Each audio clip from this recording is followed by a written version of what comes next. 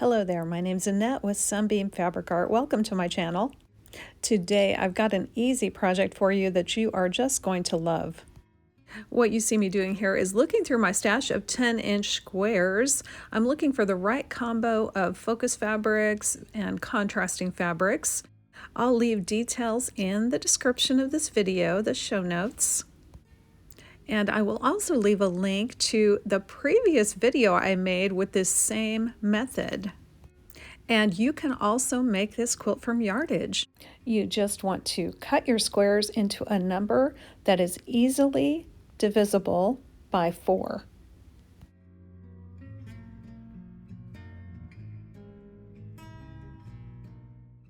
I have some really nice 10-inch square leftovers in my leftover bin. Unfortunately, I am not finding the exact numbers that I need.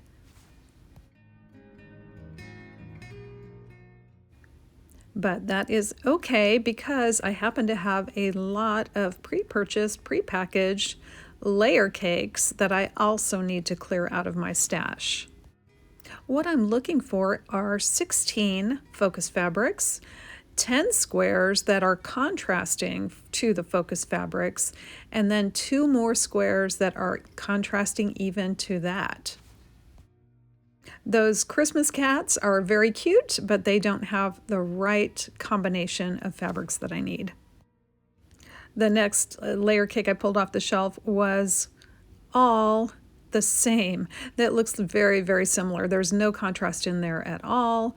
I've got some blue layer cake here, and that looked like maybe it would work, but it just did not have the right combination. So like I said, I need to have 16 focus fabrics and then 10 more squares that are contrasting to the focus fabrics. The next one I looked at was this Serenity Bloom. As soon as I started flipping through it, I knew this was the one. It was perfect. It had just what I needed. I'll definitely slow down when I go through the sorting process and my thought process as I sorted. My thought process for this version of the same quilt that I did before is to use almost all of the 42 squares. The last version I did not use all the squares. This is a Riley Blake layer cake. Not sure it's still available, probably not. I've had it in my stash for a long time. But hopefully my sorting process will allow you to use what you have and think about contrast and think about focus.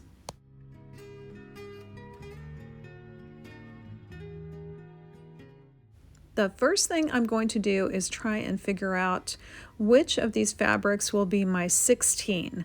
Those will be the ones that I don't cut.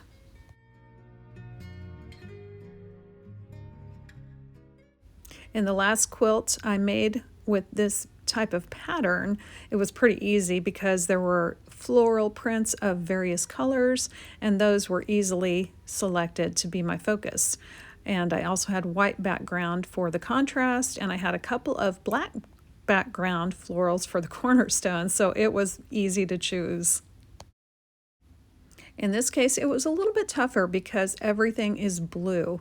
So we've got a dark navy blue, we've got medium blues, we've got white background blues. There's also some of those light background that are almost a really light beige background.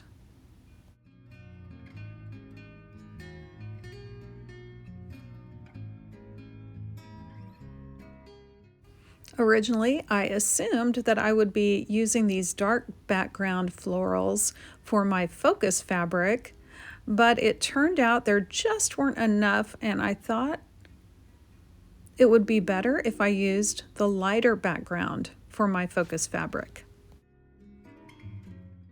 Skipping ahead here, I'll show you how I laid out 16 different light backgrounds. I laid them out in rows of 4 so that I could make sure nothing was right next to each other. In other words, if I used 2 identical prints, I did not want them to be right next to each other.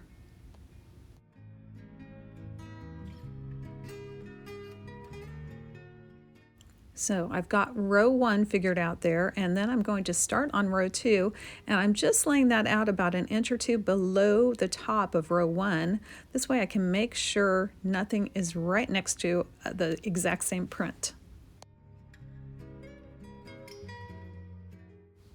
Just to let you know, this quilt goes so fast, but the longest thing that you will spend time on making this quilt is sorting your fabric and doing this part right here, where you're just processing, making sure nothing's going to be right next to the exact same print. To make this type of quilt, cutting 10-inch squares from fat quarters, you would need at least 14 fat quarters.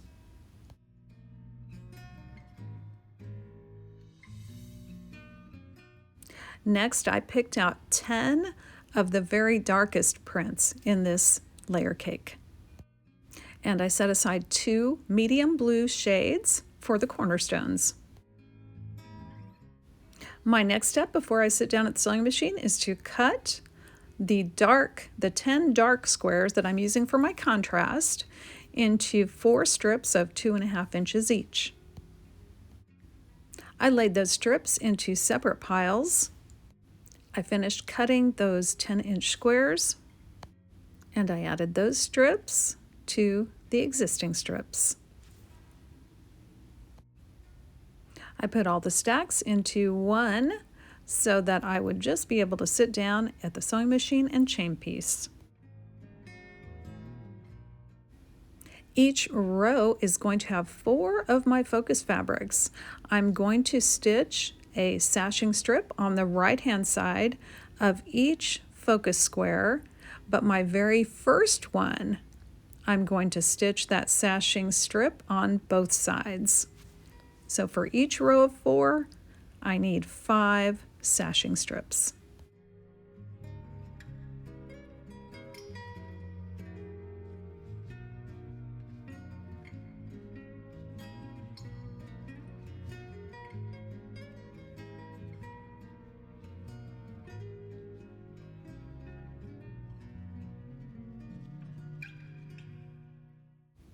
Now that I've got the sashing attached, I'm going to put these 4 sections together into one row.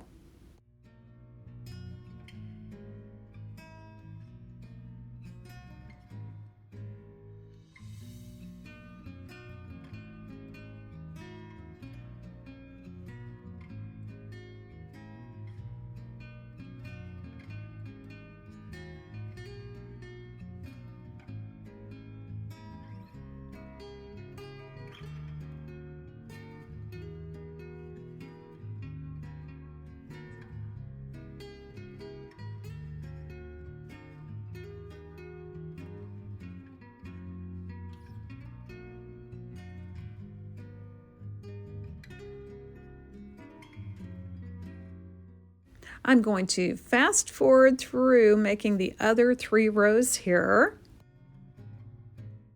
It was easier for me here to just make one row at a time.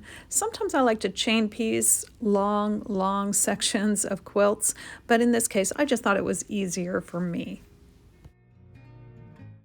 Well, we've got those 4 focus rows done. Now we've got to talk about sashing rows. I've got these 2 medium blue squares that I held out, and I chose those because they are different from the dark sashing and different from the lighter focus fabrics. I'm going to cut these 2 10-inch squares into 2.5-inch squares for my cornerstones.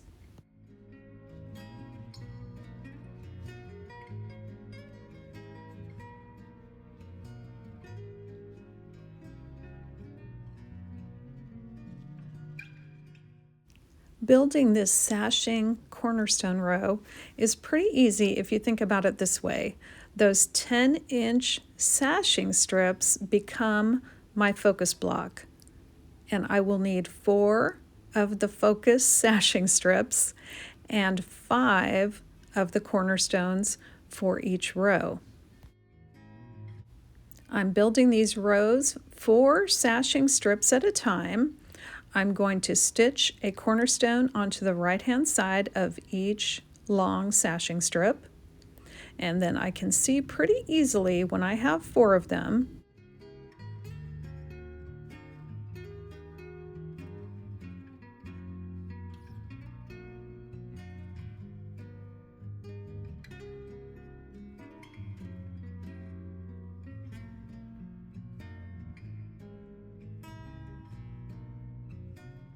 Now it's time to put the row together. First thing I'm going to do is add another cornerstone to one of the strips.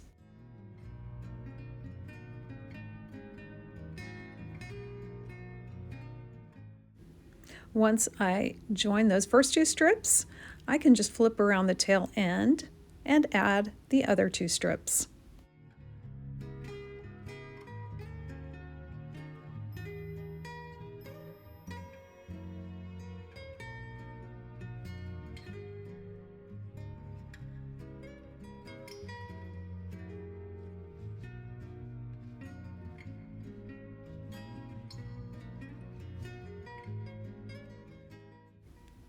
Well, I've got 4 rows of my 10-inch squares, so I'm going to need 5 rows of sashing strips. That will make sure I have 1 on the top, 1 on the bottom, and 3 in the middle. With my 5 sashing strips completed, I'm ready to attach those to my 4 10-inch square rows. This quilt does require some seam matching, so on my sashing strip, I've got those cornerstones and those 10-inch strips. Every seam on that sashing strip is going to need to match the seam on the 10-inch square strip. And I like to nest my seams. That means that you put those seams together, one seam is going to go one way, one seam will go the other way, and usually I can do this by feel. If you're not feeling confident or if the project gets too big and bulky, you will probably want to use some clips or some pins to keep it all together until you can get it stitched.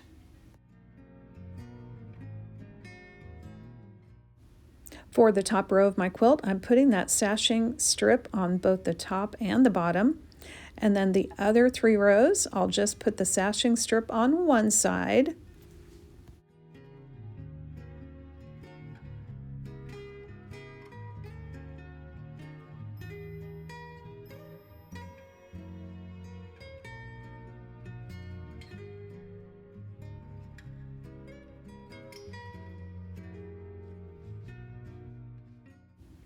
Next, we will put all 4 of these rows together the same way.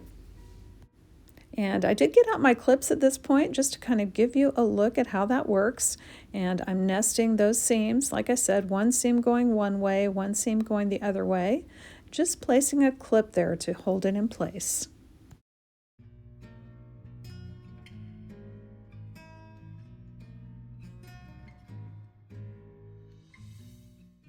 I don't do this on every project, but these rows are so wide because they're 10 inches plus the sashing strip.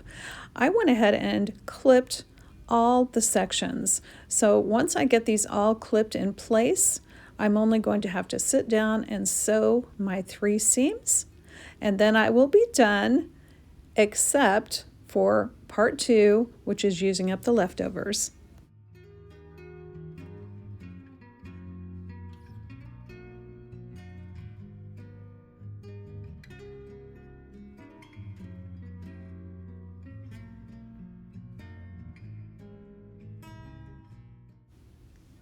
Well, this quilt, as it is about a 90-minute project. And I will let you know in the description of this video how long each part takes. I have chosen to make a simple piano keyboarder. The first thing I'm going to do is cut all the leftover 10-inch squares into 2.5-inch strips. And I am going to sew all those 2.5 strips together. Once I separate the chain, I'll put 2 with 2 to make 4, 4 to 4 to make 8 until I get one long strip. I pressed all the seams going one way on this long strip, and then let's talk about cutting this strip. The best number I came up with to cut this strip into was 3-inch strips. The reason I did that is because when I sewed all these 10-inch units together, they weren't necessarily even on both sides.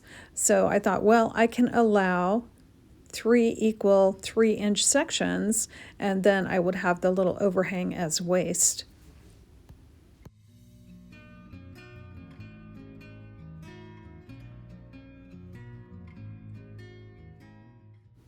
Once I had those 3-inch strips cut, I just started attaching those to the 4 sides of my quilt. I usually just do these borders on the fly. I get to the end of a side and cut off what I don't need and then start on the next side. I trim off that excess later on.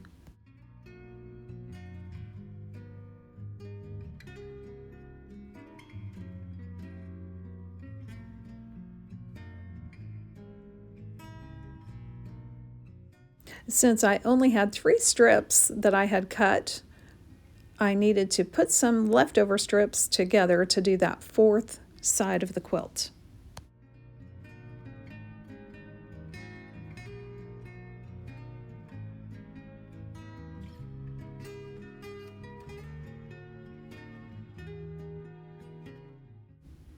I trimmed the bulk away from those seams, and then I straightened the corners.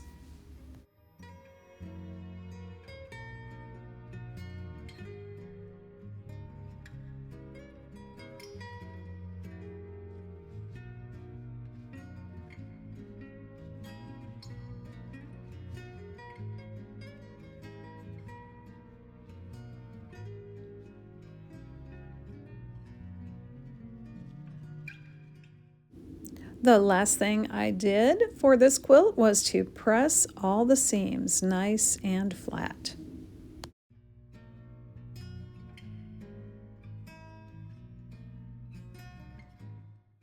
And again, I will leave a link in the description for the first quilt I made using this style of pattern. I hope you'll let me know which one you like better. I like this one better just because I used up all the layer cakes. There is just this very small handful. I've got a few 2.5-inch squares, and I have a bin for those specifically. And then just this little bit of leftover strip that can go right into my scrap bin to get used.